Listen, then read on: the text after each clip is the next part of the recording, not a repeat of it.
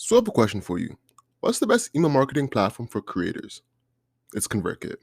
It combines powerful automation with an easy to use interface.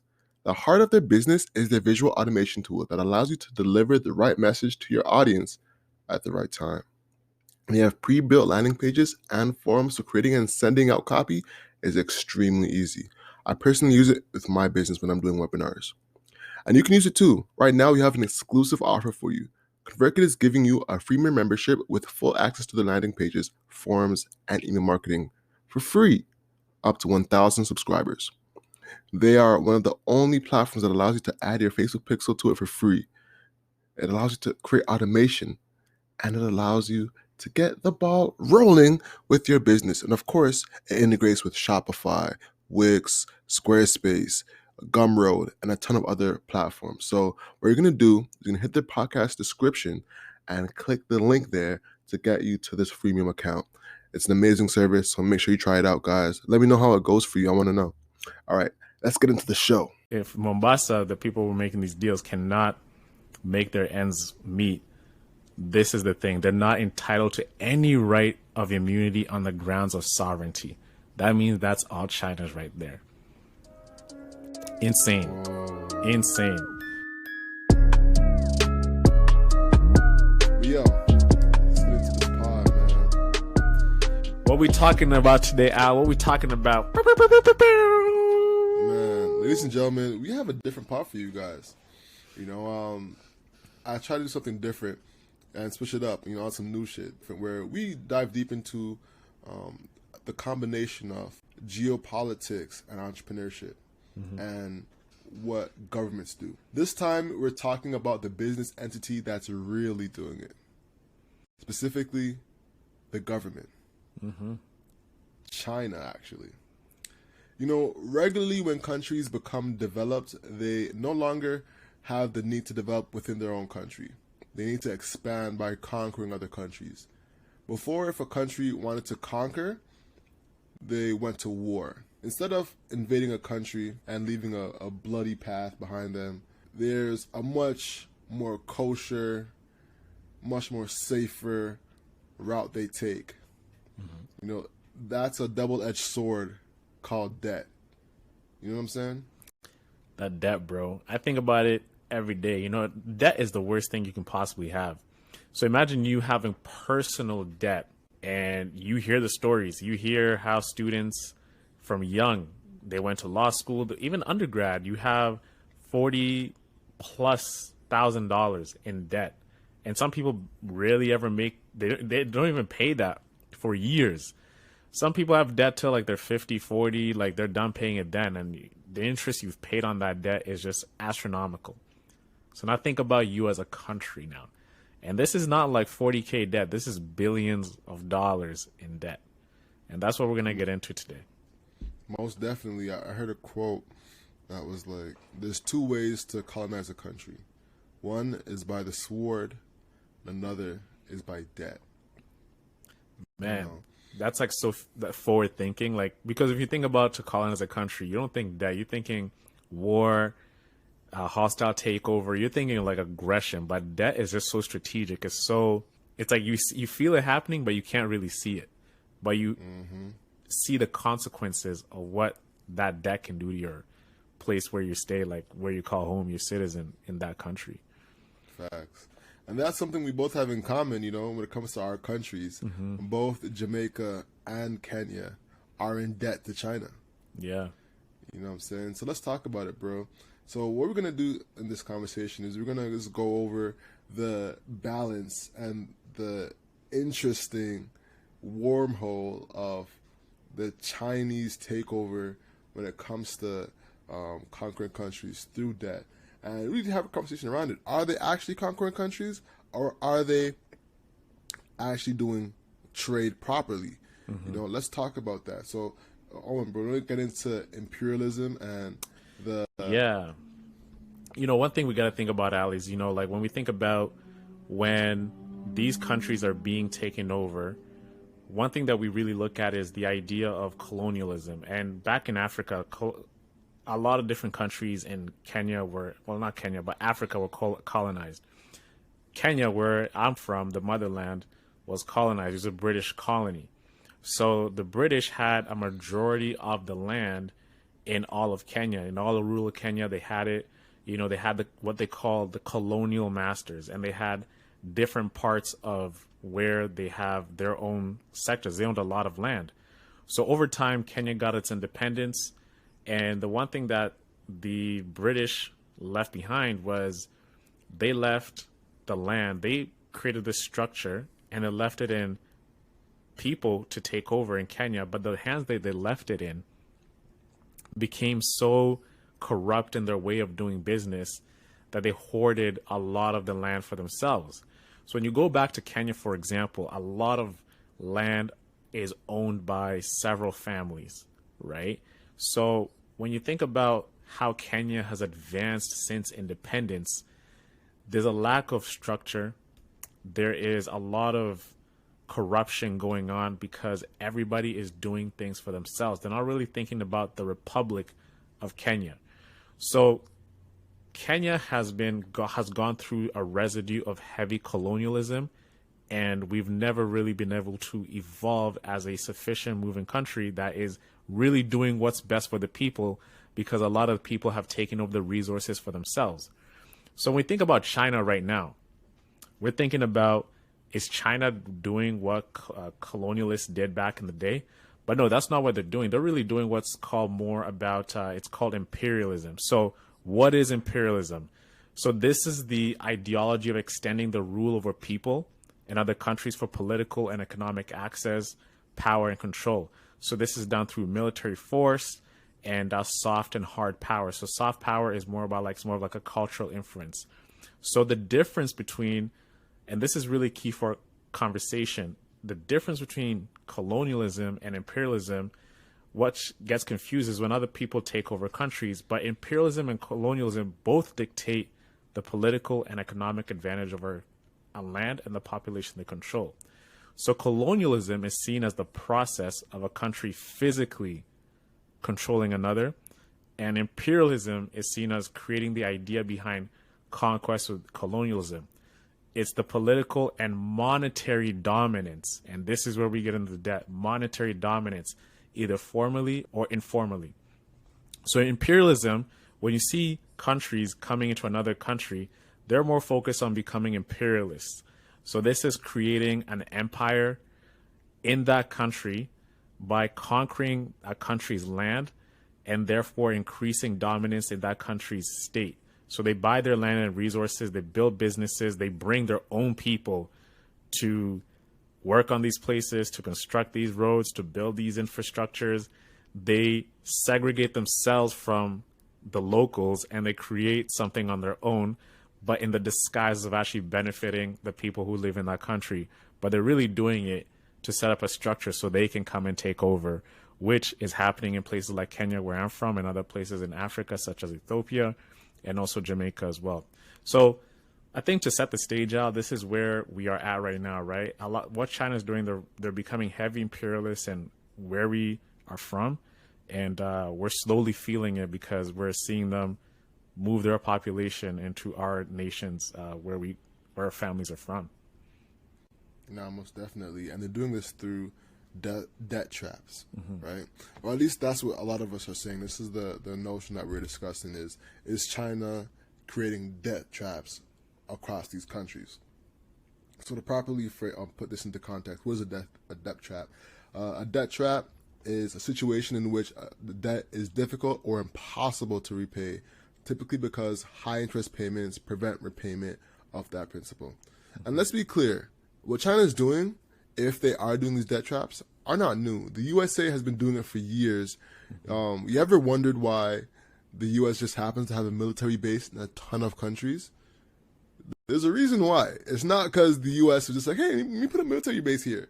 Yeah. Nah, it's because they had leverage and said, hey, if you don't pay this, we want a military base here.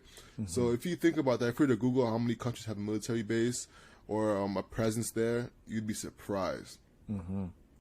But this is slightly different in the government game when it comes to debt traps.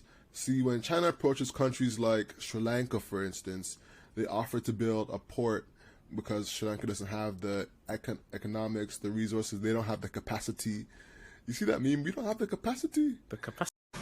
So we don't have the capacity. So Sri Lanka can agree to China building a port, and then China would go to hire its own people, just like you were saying, to build the port, essentially giving the money right back to the country. So Sri Lanka gets in debt, China pays, and then pays themselves, which is an amazing business to do. Then China doesn't forgive any loan. Sri Lanka goes in debt and then drowns in debt.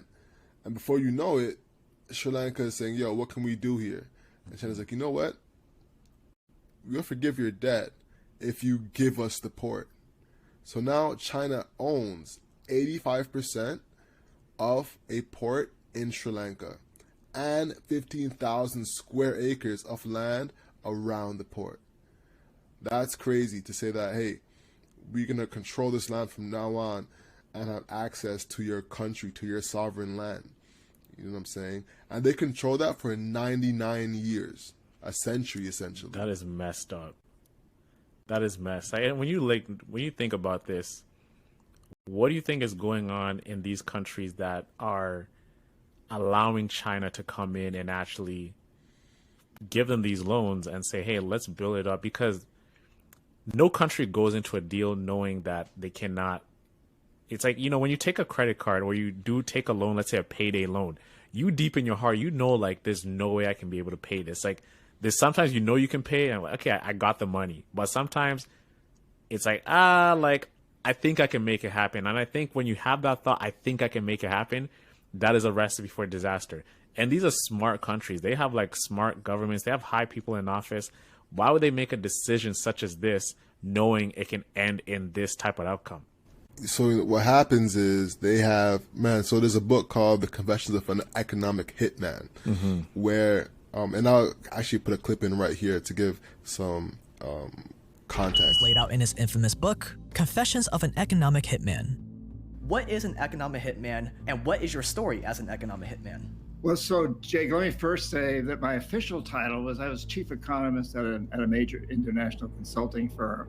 And I had a staff, and my job was really to use my staff and to identify countries with resources our corporations want, like oil, minerals, and such things, and then arrange a huge loan to that country from the World Bank or one of its sister organizations. But the money didn't go to the country. Instead, it went directly to our own corporations, U.S. corporations, to build big infrastructure projects in those countries, things like power plants and industrial parks and highways and ports that benefited, first of all, our companies that made huge profits off these things. And second of all, a few wealthy families in these countries, families that, typically rule the countries with an iron thumb sometimes. And they benefited because they own the industry, they own the commercial establishments, they own the banks, they owned all of that. And so more electricity, better electricity, more highways and ports, that helped them.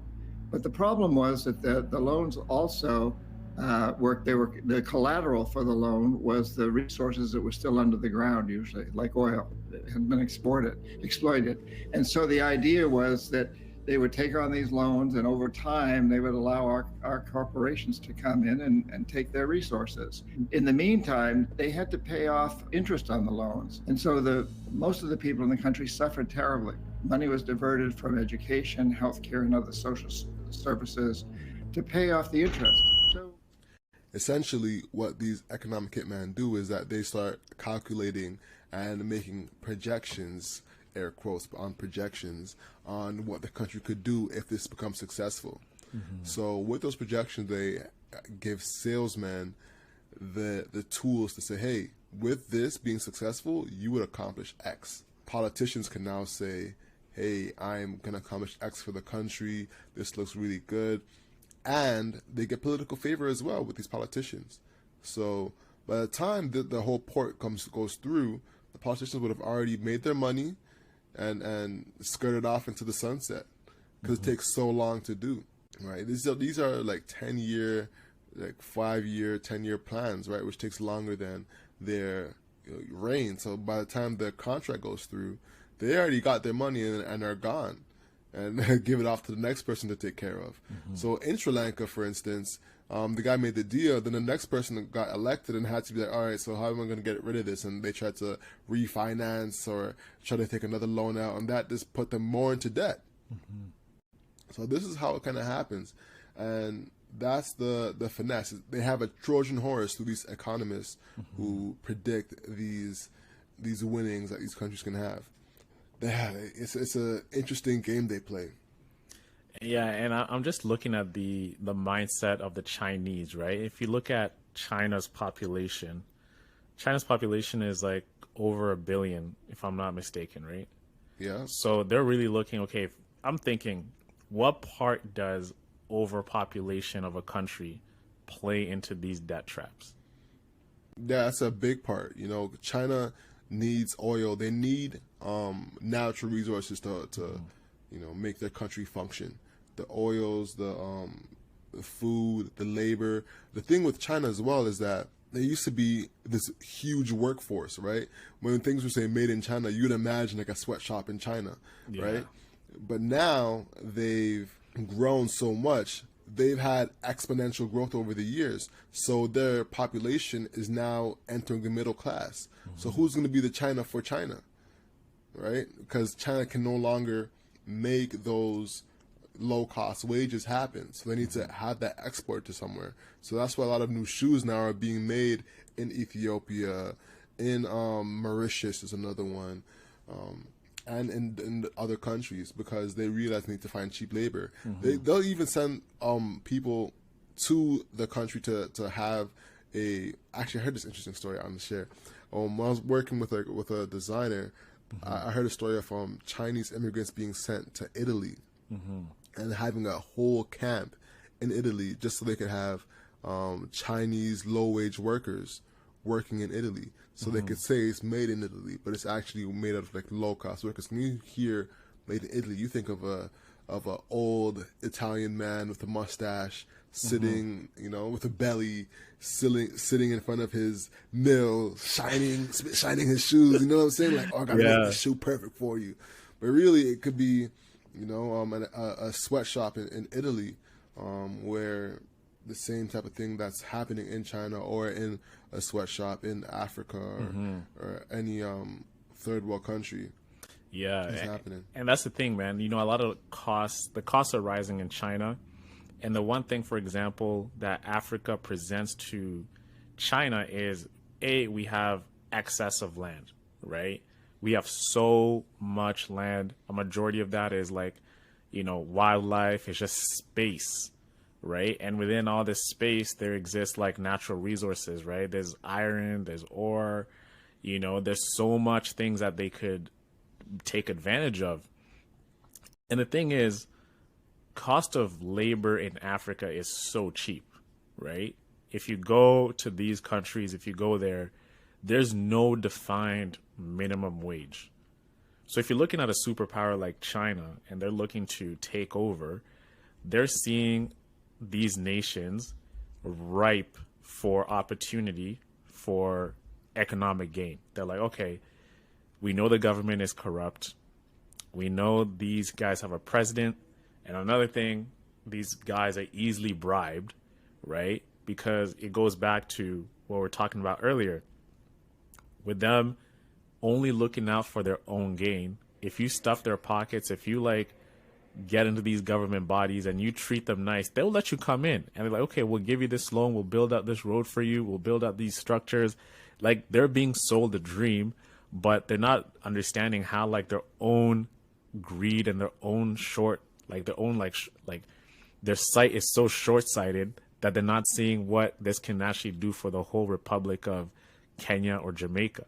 So back in Africa, these wages there's no minimum wage. So you can actually define the wage you're actually going to provide these people who are going to be working for you. And with low wages, now you're creating like that new China where it exists in like the 60s, 70s, 80s, and 90s. Now you're creating that in Kenya, Ethiopia, Sudan, and everything, more profits, right? So now when you're doing this, you are now taking over these countries. They're coming there because if you look at like the early 2000s, like what's the image that like Africa has always been seen in? It's always been seen as like a developmental country, you know, with you know, in the 90s there was a lot of civil wars. Oh my gosh, And it was so bad. You know what I used to hate? The song they used to play in those commercials. In the eyes it's so of an angel. Yo, I used to hate that. Yo, I heard that track and I'm like, God damn. Especially when I moved to Canada and I was like looking like, Mom, like, look at the way they're making us look like saying this is Kenya. And we grew up in a house. My dad worked for like a great company. My mom had her own business.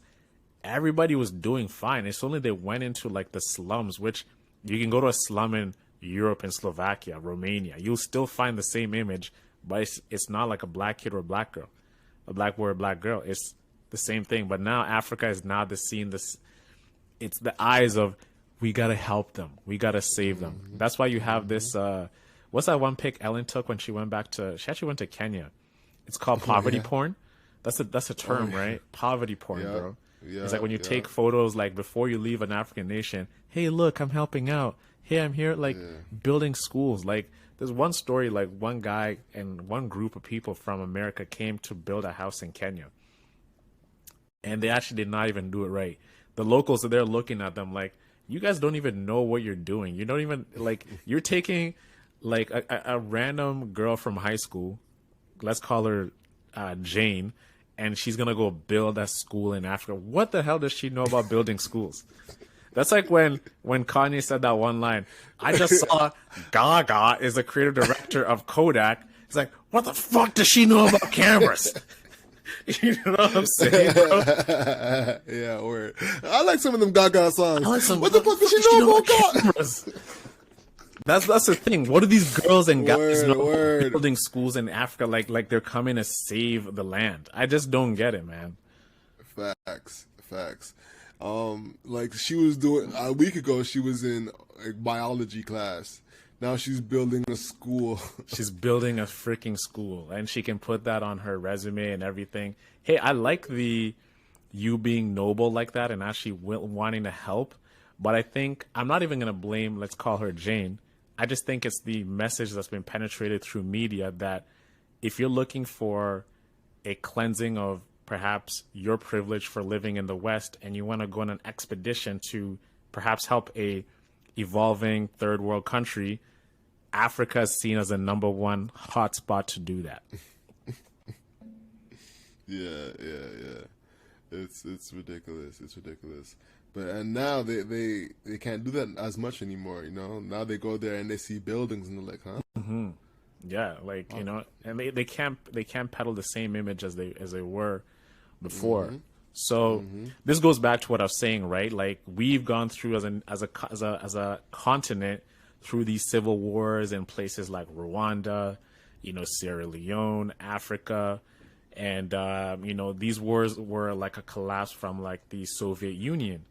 So, you know, African countries now, as they're going through this developmental process, you know, they were like taking on a lot of debt. You know, African countries are taking up to like 60% of their money like in debt. So the lens of what people saw Africa in was through like this development and aid thing. And, you know, globalization is taking off in the 2000s. You know, capital is winning, but like, you know, now like labor is losing. So what China does is they actually want to come in and they don't want access to resources. This is the thing people don't want, like they need to understand. China wants, and I gotta define this, they don't want access to resources, but they want the access at source. Two different things, right? They don't want to depend on other countries. They want to have these resources as if they're their own resources. So that's why like they go and set up the infrastructure, they put out the debt, and then when the debt, it cannot be paid, now they own the land, right? So now when they want to take advantage of those resources to go and like, you know, the iron, the ore, everything that's available in these lands, they can now have it at their own source. Say, hey, this is our land, these are our resources. And African countries can't say anything about it because, hey, the deal was the deal. We now own these acres, and what's under these acres is ours. So what can you say about that? And not you literally, but like I'm just saying it figure of speech. I get you, bro. There's other things that they want too. Like it's not just that. They also want to get political power, right? So they don't want people to recognize Taiwan.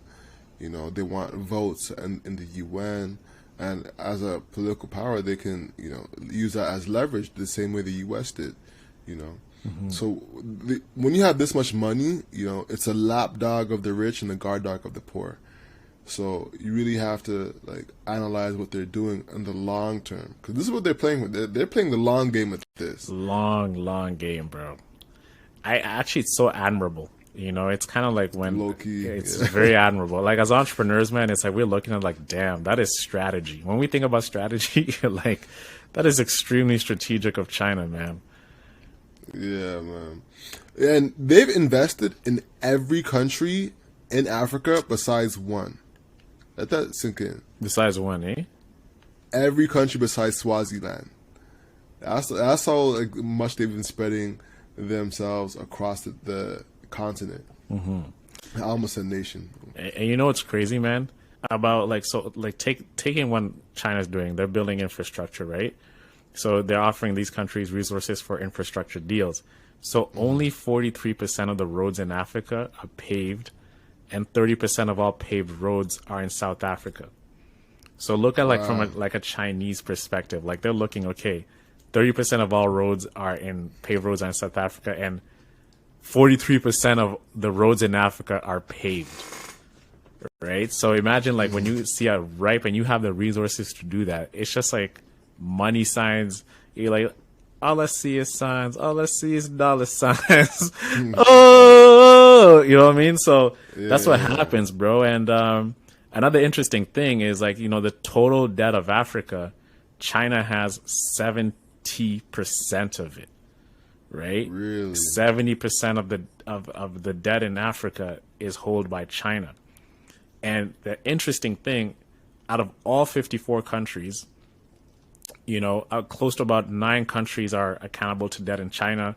Kenya is one of them, Ethiopia, South Sudan, Congo, Djibouti, Angola. These countries, for example, these account for 80% of the debt from China to Africa.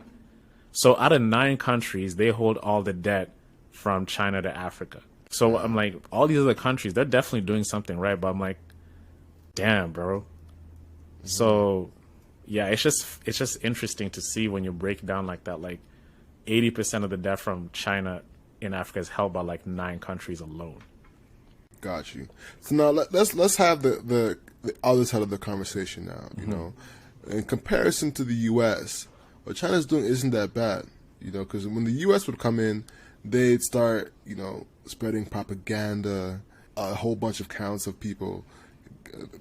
countries getting their dictator or their president assassinated.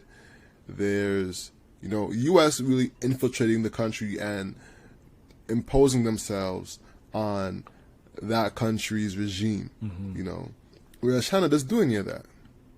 So they say. They don't actually try to affect the internal state of the country. They're all right, we make this deal and that's essentially it. Whereas the U.S. was doing a lot more. So is China better in that sense? Is it a lesser of two evils? Where a country that needs the roads, they need this infrastructure, and China's like, yo, we can give it to you. Is it really that wrong? If I make that deal. What's your thoughts on that, bro? I think the thing that makes it even, I just think it's American culture versus what the Chinese culture is. Historically, Americans have always been, we are the greatest nation in the world. They've said it, they claim it. They're like, hey, we are the global superpower. And then China didn't even say we're the global superpower. They're like, we're going to be the global superpower. We're not going to say we are. We're just going to go and execute and do things that when you wake up and realize, you're realizing that we're left behind. So I think what China's doing is strategic, man. I can't even be mad about it, bro. You know what I mean? It's like, I honestly can't be mad about it. I know it's the lesser of two evils, but at least what China is doing is actually in the short term helping a nation of people by actually building infrastructure, roads, and everything. What the U.S. does is, I'm not too knowledgeable on what the U.S. does on that end, but from what I'm seeing of China and actually studying China, it's actually benefiting these countries by having these roads and everything. The only thing that sucks is like when they come and take over, as we said again, they bring in their own firms, they bring in their own capital, their own construction people to do it. They're not providing opportunity for these people to do it.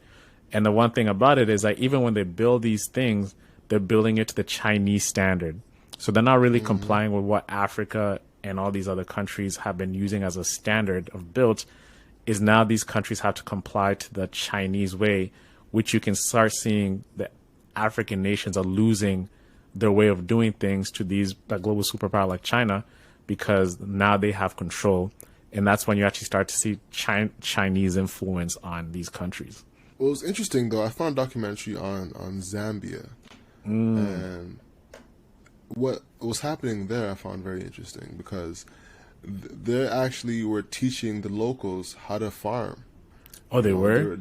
Yeah, they were teaching. Yeah, it was really interesting. I was like, wow, this is. They had like the whole signs out. I don't know if it was just show and tell. I pray to God it's not. But it was very interesting, and they even had like schools where they were teaching kids Chinese or Mandarin. They had like actual programs in place that was like, pipelines for people to go and educate themselves and go work for a company. So I was like, oh, this is actual like, infrastructure to build the country up here. And I'm like, if that's what's happening consistently, then that's something I actually can somewhat get on board with, right? If there's a proper trade-off and the country's actually starting to develop, they're empowering the people so they can get on their own. And hey, if they have to trade some natural resources for that, then albeit, but or maybe have to give away for a certain time period, and after they can have it back. Maybe that's the trade-off. That's the play, yeah. So it's an interesting conversation, and I want to know what y'all think. DM us at 24/7 Hustler.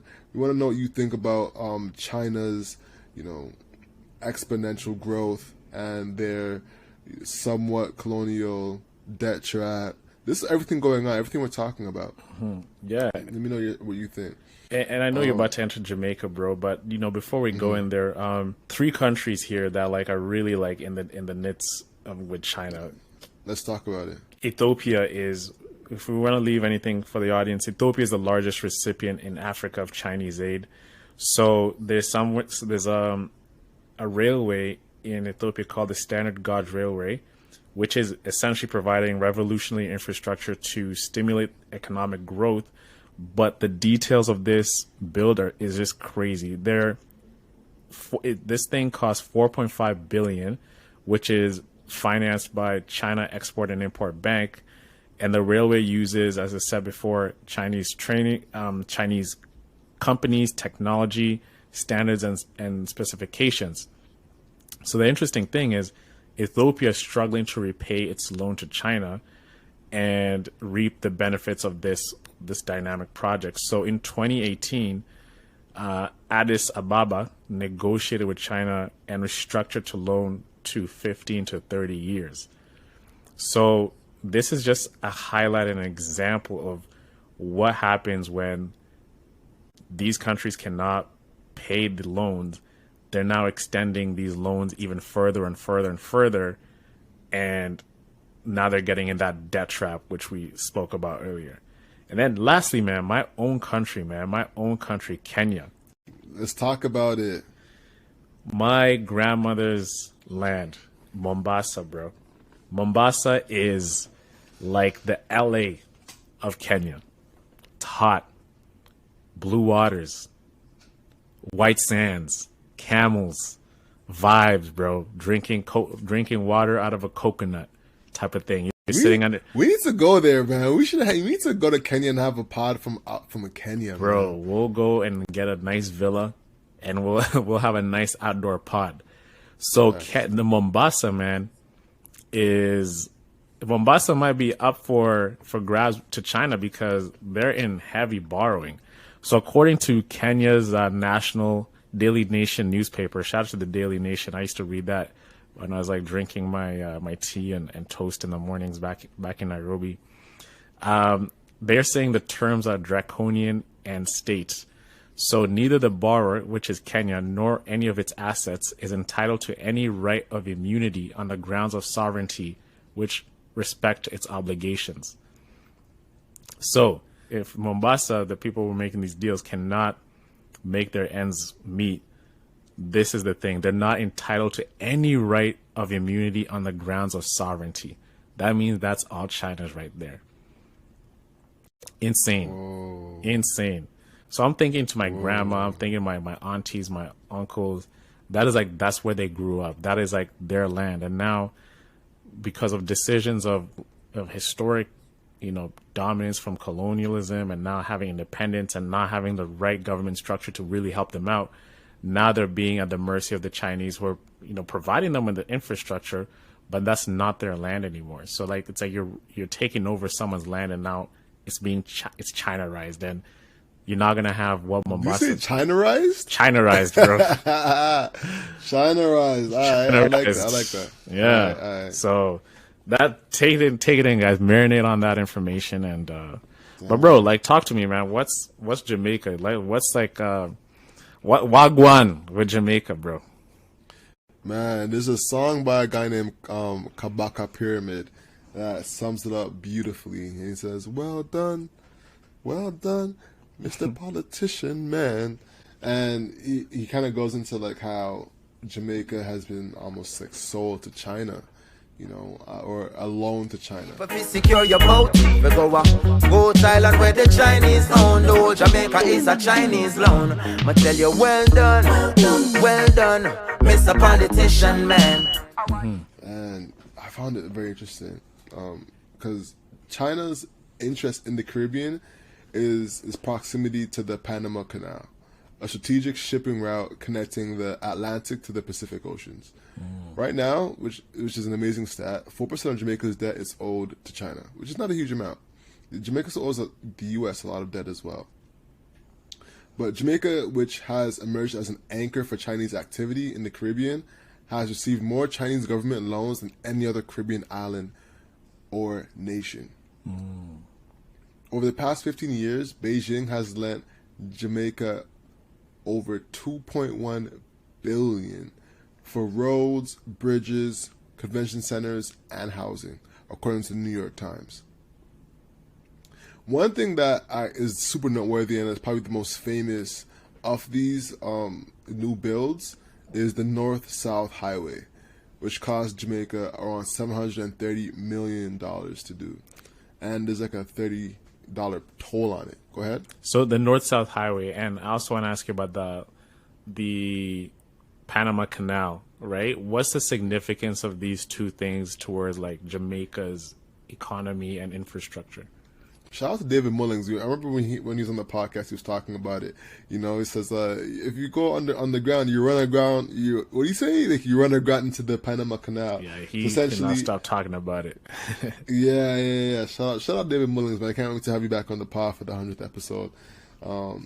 So essentially, Jamaica has an amazing trading route when it comes to exporting goods and having that logistical route from the South America up to the U.S.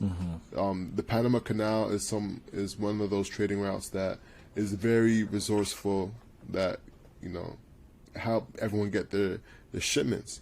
It's very important. Man, one thing I've realized is that logistics is everything. Like, logistics means so much to a country, Everything, So, import, export, it runs the whole joint.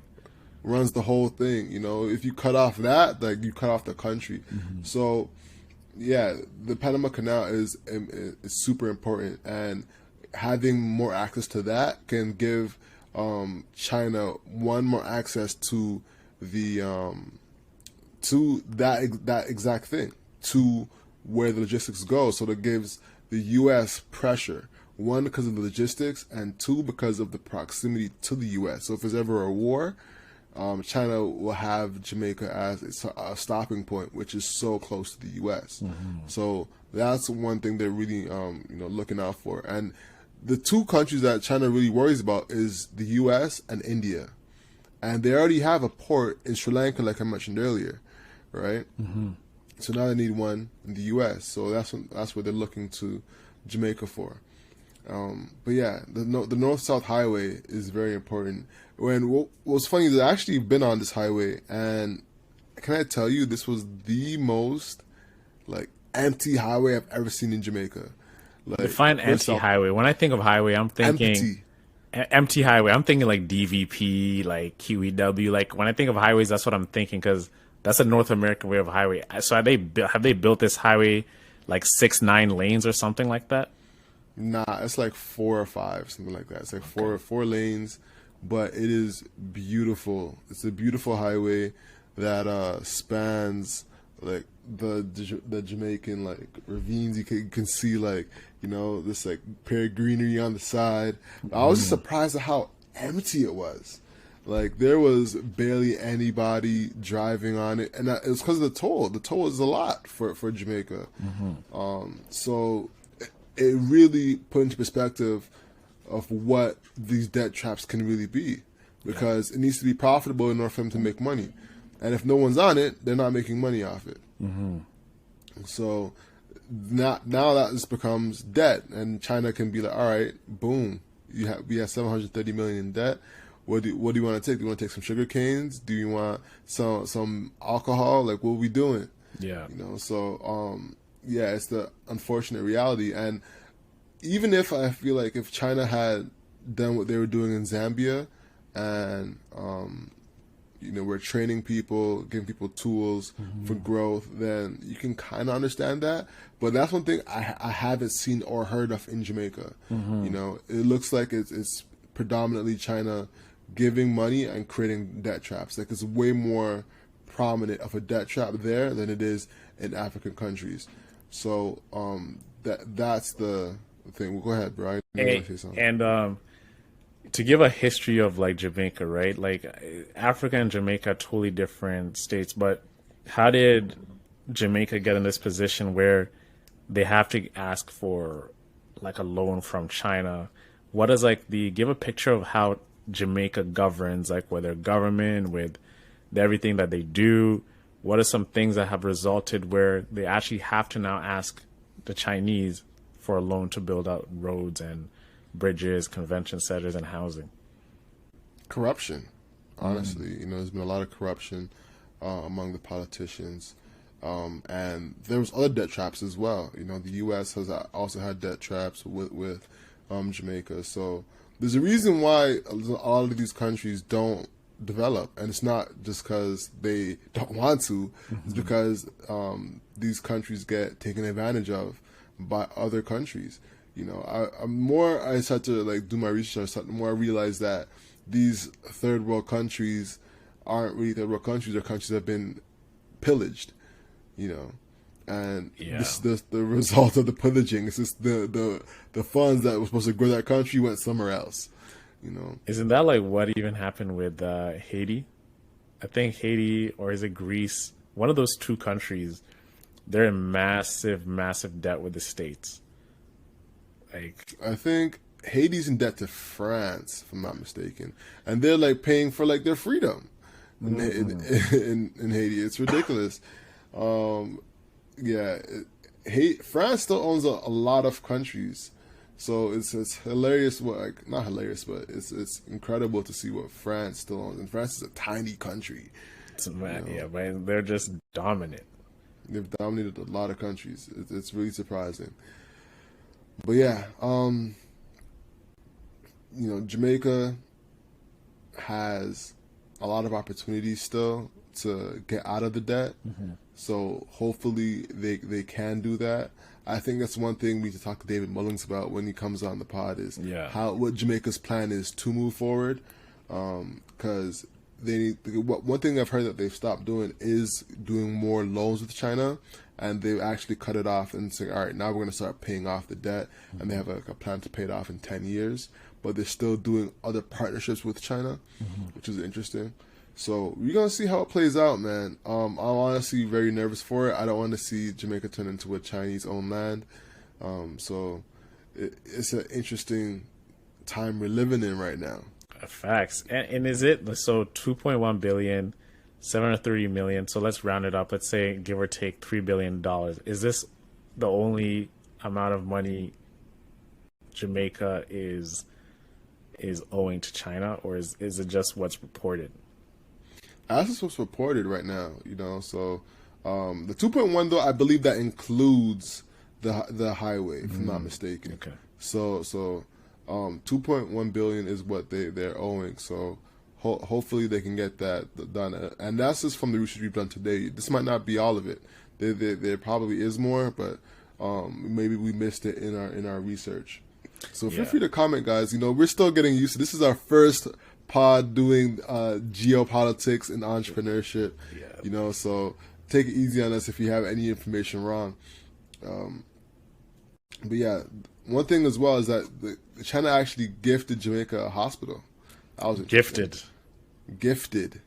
Jamaica. Here's the quote right here. The Jamaican government announced the groundbreaking for a children's hospital in Montego Bay, the first hospital to be built in the country in decades, which was gifted by China. Wow. You know, yeah. So China's actually doing some good. Some good. Some good. You know, a bit of good. Yeah. A little cherry on top here and there. You know, that's a good way to like, you know when you like kind of stuff it under the rug, like, hey, let's put this debt, but you already see the rug, so the rug is the hospital in this analogy. But hey, the rug looks nice. Hey, the hospital looks nice, but hey, there's still that debt though. Exactly. Yeah. It's still that debt. That's a fact, man. But I want to hear from you, bro. Do you think it's possible to have a mutually beneficial deal from country to country? It depends, man. I feel like the Americans and us Canadians, we have mutually beneficial deals for like border stuff and all that, like NAFTA and whatever. But I always feel like some other countries trying to one up the other country, you know?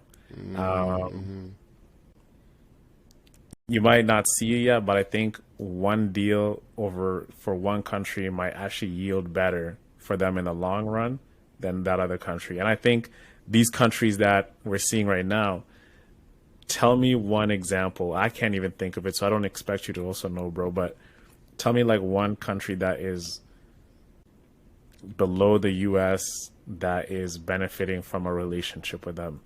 I don't know, but it's so hard to think about it. So I think mutually beneficial is like deals which is like the is it the G7 or like the countries within that partnership that benefit each other. But the ones like in Africa, it's so hard to think about, hey, there's a mutual beneficial relationship between the Americans and this nation in Africa. The US is probably thinking about something, resources, land, whatever that they want to do within that country. And again, this is speculation, right? This is just me being an African, growing up in Kenya, seeing from experience growing up in that country and actually what's going on now. I just can't see a mutually beneficial deal for like an African country without it being advantageous to the States, because the States is like, hey, for example, in the States, you know, so yeah. I think like the real thing is like, can they deliver on the loan? So the debt trap is like, hey, we'll give you this, and once you can't pay it off, then we take everything. But the question is, can they pay it off, right? If they can actually figure out a way to make that thing profitable, it'll be the biggest bite. Yeah, it'll be the best bite. What's going on try right to now? be there mad. These countries are like up 3-0 in the series. Like China's up 3-0. So what we're asking is, countries like Kenya, Congo, Sudan, to come back from 3-0 and win the series. And like that's that's impossible, bro. Like no team's ever come down from 0-3 and win the series. They might make 3-2. They might come close, but when they come close, China's actually, hey, like, interest. So now they're up 1 game in the series. Now it's like, instead of 7-game series, it's a 9-game series. Yeah, I get you saying. Like that analogy, bro? Yeah, I see what you're saying. I see what you're saying. They're going to stack it in their favor every time. Exactly. Most definitely.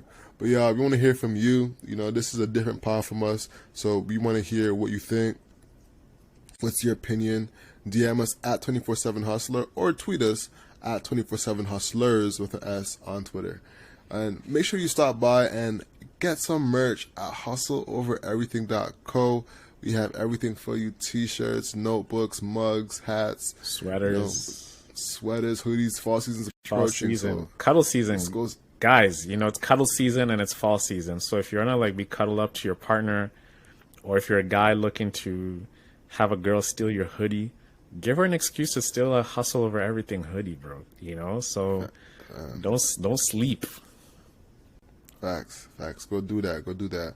And with that being said, ladies and gentlemen, the hustle is what you can't control. So control your grind and control your life. I'm Alex. And I'm Owen. And that's hustle over everything, y'all. Peace. Peace out, guys. Enjoy your Monday and the rest of the week.